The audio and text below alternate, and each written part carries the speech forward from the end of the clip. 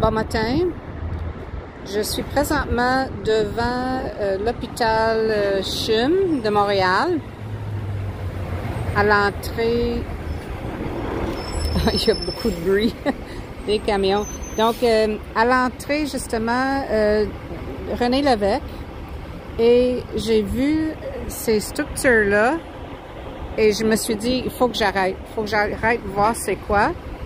Donc, on voit ici un hôpital, 1642, c'est l'année. C'est l'année pour Hôtel-Dieu. Donc, cette structure, cette sculpture a sur la base une plaque qui dit « Un premier groupe de colons vient s'installer sur la partie du territoire des Premières Nations qui deviendra Montréal.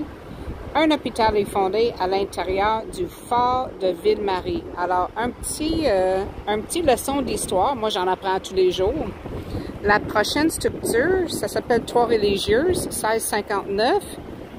Trois-Religieuses hospitalières de Saint-Joseph arrivent à la Flèche en France pour prendre en charge l'hôpital.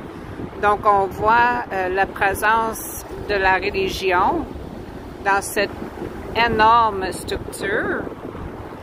Ensuite, on avance dans les années 1755, où il y avait 5 malades par lit. Donc, 1, 2, 3, 4, 5 losanges en double. En 1880, 40 mètres de cube air pur. Donc, j'imagine c'est la couleur bleue qui fait en sorte la représentation de l'air.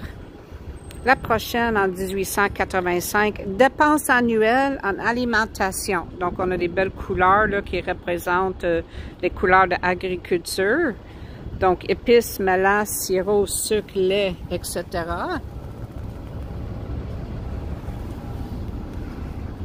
La prochaine structure, 15 lits. On augmente des lits. L'hôpital crée un nouveau service consacré pour les maladies des femmes, qu'on appellera plus tard la gynécologie. 15 sur les 135 lits, ils sont consacrés. Hey, les maladies de femmes. Et là là, ce qu'on pensait à l'époque, hein? La façon qu'on traitait la femme, on était malade. 12 paires de lunettes. Un an après la fondation, l'hôpital reçoit un don de 12 paires de lunettes qui les distribue aux enfants prévus du quartier. Ah, en 1909, on commence à avoir un aspect un peu de bienfaisance autre que le traitement. Celle-là me fait rire quand j'ai passé 28 vaches, 1932. L'hôpital abrite dans son jardin 28 vaches laitiers et quelques centaines de poules. Donc, on voit la structure avec les couleurs qu'on associe avec les vaches Angus. C'est-tu des Angus, des vaches de au lait? Je pense que c'est Angus, c'est des vaches de viande. Donc, je continue, on avance dans les années.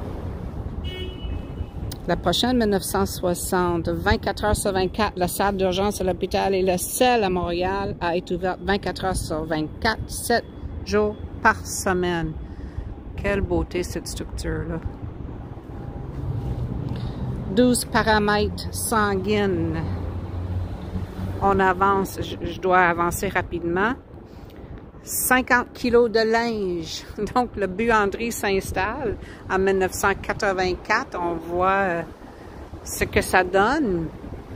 5 sans-abri entre avril et mars en 88-89. Les sans-abri sont reçus à l'hôpital, soit 5 par jour en 1989. Encore un geste de bienfaisance. C'est magnifique. Là, ça vous donne un petit allure, là, hein? C'est énorme. 10 patients partenaires en 2014. Des patients partenaires qui participent à la recherche sur le don et la transplantation. Travailleuses et travailleurs en 2018. Là, on approche nos années. Les années plus actuelles. Et la dernière, qui était érigée en l'année 2020, 94 proches. Donc, chaque nuit du mois de février, 94 proches restent auprès d'une patiente ou d'un patient dans les 772 chambres de l'hôpital. Alors, quand on voit que l'art rejoint l'architecture, moi, ça me comble, ça me réchauffe le cœur. J'espère que vous avez aimé ma petite présentation et ça vaut vraiment la peine de venir voir toutes ces textures, les statues qui représentent des époques dans la vie de l'hôpital ici à Montréal.